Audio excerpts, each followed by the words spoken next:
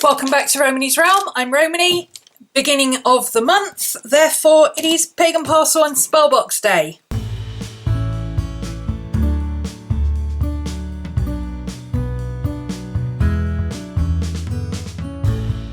This is the Spellbox unboxing. Something a little bit different this month. They have changed the packaging. So not only does your box now come in one of these waterproof packages, which is excellent, but we've got a new style box. Apparently Terry says he's decided on these boxes because they look a bit nicer. The packaging protects the boxes and the spell items fit better into this particular dimension. So it's also a bit easier to open because these open that way. I really like this. I think it's very snazzy. Let's have a look inside and see what we've got this month. Ooh, lemon verbena. Very strong. Moving on a little bit with our magic this month. So what have we got? Drawing down the sun, which goes with last month, drawing down the moon. And this is an empowering elixir and tincture. Help to gain a promotion, a binding spell, a Fey-assisted letting go spell, and increasing psychic dreams. That's an interesting combination. Let's see what type of spells we've got. So here's all our bits and bobs. Okay, so this is the Drawing Down the Sun and Empowering Elixir Tincture. I am not good with saying that. Yep, lemon verbena. I'm liking the fact that it says vodka. Let's see. So, you're going to make a tincture with your lemon verbena, vodka, your topaz chip, and a bottle. This is, let's have a look, making a tincture. So not just using something that you've already got, but actually making your own elixir. So there's a little bit more involved than previously. And there's all your bits. So you've got your topaz chips. Look at these beautiful colours. I love blue topaz. So pretty. Lemon verbena. I don't know why I'm smelling it. I can smell it from here. And the sun elixir. And it does have a warning on the bottle that it contains vodka. So fantastic. So that's all of the information you need. Now, seeing that, it's just reminded me that Terry did actually say to me that there is a change in Royal Mail sending internationally certain liquids and oils. So sending essential oils, tincture basics like this, and other things to the USA via Royal Mail is a little bit of a problem for him at the moment. So he is looking into new ways of getting his content over to you guys in the US. So if you have heard about the postal changes, don't worry, Terry is already on it and I'm sure he will come up with a solution. Anyway, getting back to the spell, that's your Drawing Down the Sun and Empowering. So actually starting to put the craft in witchcraft here. A little bit more advanced. And you can tell just from the amount of writing on the packages, look at the amount of writing there is. So you can tell that these are a little bit more in depth than we've had before. A binding spell, which is introducing runes in this one, and sachets. So again, making your own sachet. And it's using a Rido rune, which is not used much, and it does say that here. Generally not used much in spells, but it is a rune for progression, changing behaviour, and also improvement. You also need an item belonging to the person, so you're bringing a little bit of psychometry into your magic as well now. Interesting. Let's have a look. What else have we got? Help to gain a promotion. Sycamore seeds. What's that? Bay leaves? Yep, bay leaves. A picture of a dolphin. Dolphins are very, very intelligent animals, and they're very expressive and communicative. Dolphins are symbols of intelligence, eloquence, making good impressions, communication, balance, good energy, respect, and associated with the Greek goddess Themis. All of these qualities are good when trying to give a good impression. So not just for promotions, this would be good if you had a job interview as well. Similar kind of thing. Or even if you're going to meet the in-laws, you know, that kind of stuff. There's always ways you can tweak spells to fit. Like dolphins obviously are intelligence and eloquence and communication, good energy and all that kind of stuff.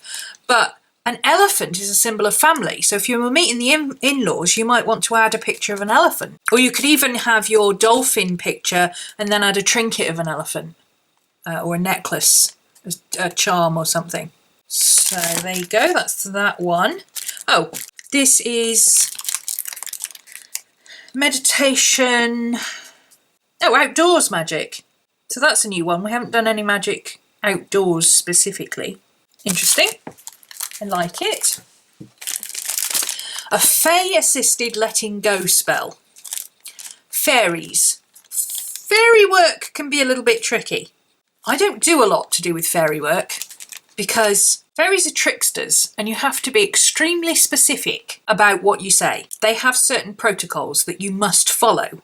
I always think of working with faes in spell work in a similar way to the way businessmen deal with Japanese people. Japanese businessmen have specific rules about how you hand over your business card, how you greet someone that you know or you don't know, how you respond to someone who you are entering a negotiation with, you know, all that kind of thing. There is very specific etiquette, and fairies are the same, and they can be very tricky. I try to avoid them if possible, but, you know, each to their own. A lot of people get on very well with fairies. If you are particularly into fae magic, I suggest you look up Laura Dallaghan on YouTube. I'll leave her link down below. She is a fantastic practitioner, but she is extremely into fae magic and she really understands it.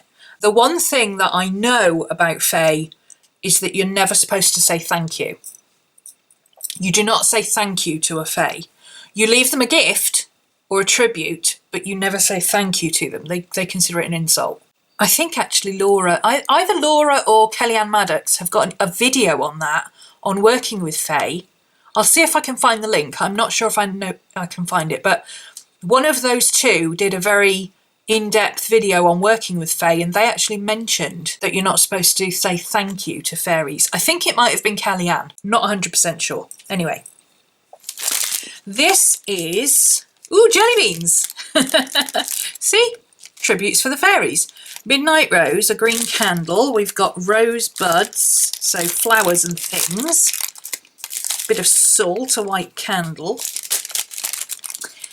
I would guess this is an outdoors spell because it's fairies. So you probably want to do this in the woods or the park, or at least in the garden or something. July is the month for fae and fae work. I didn't know that. Yes, ideally this is done outside if possible, or if not, next to an open window could be an alternative. So we're using a prism. So it's a basic blessing, requesting aid from the fairies to take away negativity. Again, be very specific with fairies. Hanging the crystal from a tree branch or window to catch the sun to attract the fairies, and place candy as a gift to the fairies. It's very important to leave trinkets for the fairies. You've got to think of them as magpies. If a magpie or a raven would nick it because it's shiny, it will appeal to a fairy. They're very similar to magpies in that sense, which hence the candy. Because if you don't leave tributes for the fairies, they can get a little bit spiteful, not in a nasty way, but in a kind of 5-year-old spiteful kind of way. But they will also help themselves to things because, shiny. So this one is to increase psychic dreams. Now we had some psychic spells previously, but they were quite simple meditation spells. This seems like more of a manifestation spell, using gods and incense. So it's actually a proper ritual type spell. If you can call rituals and spells praying to a god, then this is pretty much along those lines. And it's using Bran, a prophetic god. Not overly familiar with Bran, but that's an interesting segue out of the previous psychic stuff we've done. A lot of the psychic spells we've had previously have just been meditation and cleansing and, you know, passive spells. This is a much more active, you're doing a ritual, casting a spell kind of spell. Does that make sense? You're not just wafting around a bit of incense here, you're doing something, actually focusing on doing something. So again, increasing your concentration levels on your spells with these. A little bit more in depth, a little bit more care required. Similar kind of contents, but introducing new things. So, you know, we've got introducing common elements, like a bit of vodka and some crystals into tinctures, creating sachets and pouches and introducing runes, introducing manifestation spells for psychic dreams and manifestation for a promotion, positive energy. Manifestation can be a bit tricky because it's always be careful what you wish for. However, if you're manifesting feelings and vibes as opposed to, you're not trying to manifest getting the promotion, you're trying to manifest the qualities in yourself that will assist you in getting a promotion if that's what's meant to happen. Okay, there's a big difference. But when you're increasing virtues, that is a great way to practice manifestation spells without harming anyone. You know, you don't want your spells to go wrong, especially as a beginner, especially when you're practicing. Much better for a spell not to work than for it to work in the wrong way. Perhaps you have the kids for the day and you're on your own and you need to manifest a bit of patience. You can't really go wrong with that. Manifest a little bit of patience. If it works, fantastic. Even if it doesn't work, it kind of will work. You'll psych yourself into it because you'll be thinking, well, I did the spell for patience, so that will be constantly on your mind. You'll constantly be thinking, no, patience, take a deep breath, you know, calm down. Manifesting, those kind of things are pretty cool. Manifesting or increasing psychic dreams. Now, again, psychic areas they can be a little bit tricky and you want to be careful with them because you don't want to invoke things that you can't control. However, psychic dreams tend not to be too awful, if I can put it like that. Increasing your chances or awareness of your psychic dreams is unlikely to induce nightmares of any kind or stuff like that. Obviously, the caveat to that is if you are already somewhat psychic, you want to be a little bit careful with it. So, for instance, this is asking, allow messages to come to me in my dreams, help me to learn and grow. Which is okay, but that's a bit general for an absolute beginner. Now, these are a little bit more advanced. So we're talking about, you know, practitioners who've perhaps been doing basic spells for a while and they are aware of being careful about what they ask for. But if you are a beginner doing this, then, you know, you might want to say, allow positive messages to come to me in my dreams. Only positive messages. You don't want to get messages of doom and gloom. You might want to ask specifically for peaceful messages or communications from a loved one who's passed over, you know, that kind of thing. Something that will be positive, that is controllable. So you specify, I'd like this kind of thing, please, which means you're not getting the nasty stuff, because doors to psychic energy are not controllable once you open them. When you open a floodgate, you can't just put the water back and say, okay, enough now. You know, when it's out, it's out. So you've got to be very careful with opening these, but you can open portals for a specific amount of time. So you could specify that you only want messages tonight. You could specify that you only want messages about a certain thing or about a certain person. You could specify that you would like some sort of guidance about the situation that you're in. You know, if there's anything that you should know about. Obviously, you're not going to get specifics, but certain things manifest as warnings. or as positive signs. Okay, so you could specify, tonight I want to know any warnings that I should be aware of about this person if I get into this kind of a relationship with them. Okay, and that could be anybody. It could be a new partner, it could be a new boss, it could be that you are a manager at work and you've got a new employee that you're not quite sure how to handle. Okay, there could be any number of uses for this kind of thing that can be specific without saying, oh yes, I want to be psychic and know the future kind of stuff. Because that's, when you say psychic, that's what people tend to associate with it. It's not really that. It's more an intuition of knowing about certain things. But I'm not going to get into that right now. So we're learning a little bit of extra stuff, but also a bit of caution and a bit of, be careful what you wish for. Manifest, but with caution. Ask, but with care. Particularly with fairies. Tricky. Fairies are nice, you know, and they will help anybody, especially if you give them something cute or cool or shiny for them to play with. They love things like that. But, like I say, you have to be very careful about what you ask for. Always think of fairies like Puck from A Midsummer Night's Dream, which is actually very appropriate being a summer spell. Puck, you know, he did help people get together.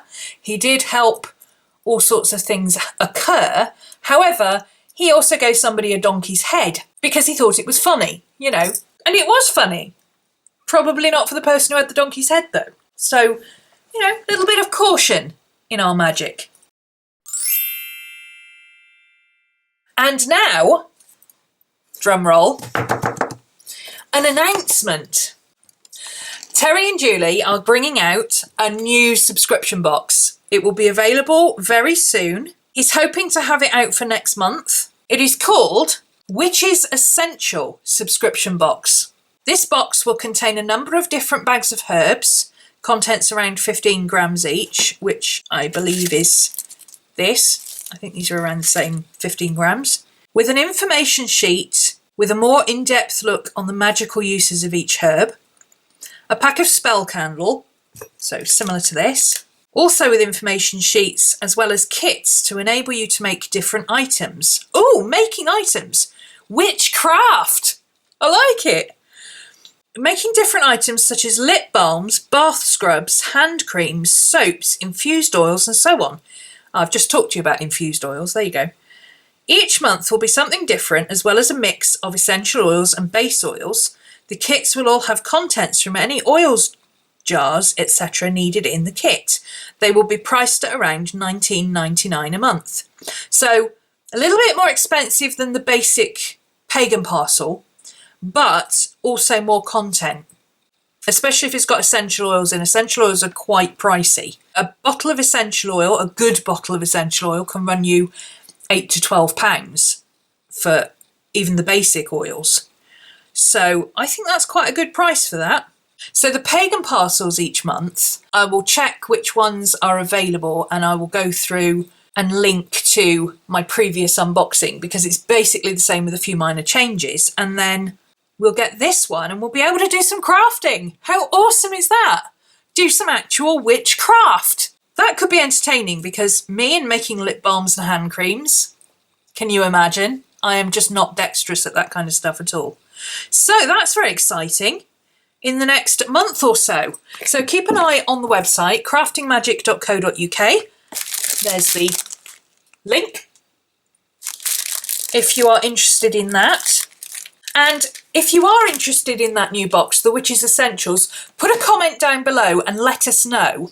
And also let us know if you're in the UK or if you're international, because that will give Terry just a little bit of an idea of, you know, what the interest might be. It might be that most of the interest is UK, or it might be that a lot of people are taking advantage of the very weak pound at the moment and signing up for subscriptions from, for instance, the US or Australia. So do let us know down below if you are interested in that Witch's Essential box that's coming up. That's it for this week, and I will see you again next week for another Witchy Wednesday. Thanks for watching. Bye.